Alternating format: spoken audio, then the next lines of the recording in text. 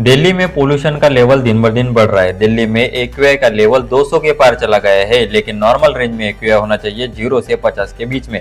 इससे ये पता चलता है कि दिल्ली की हवा कितनी खतरनाक है। लेकिन इसी विषय पर जब दिल्ली की सीएम एक इंटरव्यू में कहती है, एक्यूआई एक ऐसा आपका टेम्परेचर है, आपको जो किसी भी इंस्ट्रूमेंट से पता चलता है, तो उसमें watering is the only solution, जो हम भी कर रहे हैं, जो पिछली सरकारें भी करती थी। तो दिल्ली की सीएम का कहना है कि एक्यूआई एक टेम्परेचर है जिसे हम किसी भी इंस्ट्रूमेंट से मेजर कर सकते हैं और एक्यूआई को मेंटेन करने का सिर्फ एक ही तरीका है और वो है वाटरिंग। तो इसमें कितनी सच्चाई है और कितनी झूठ, आइए देखते हैं। तो सबसे पहले तो एक्यूआई कोई टेम्परेचर नहीं है। एक्यूआई माने कि एयर क्वालिटी इंडेक्स, जो हमें एयर की क्वालिटी बताता है। और एक्यूआई को हम किसी भी इंस्ट्रूमेंट से मेजर नहीं कर सकते, सिर्फ इन्हीं इंस्ट्रूमेंट से मेजर कर सकते हैं जो एक्यूआई मेजरिंग इंस्ट्रूमेंट है।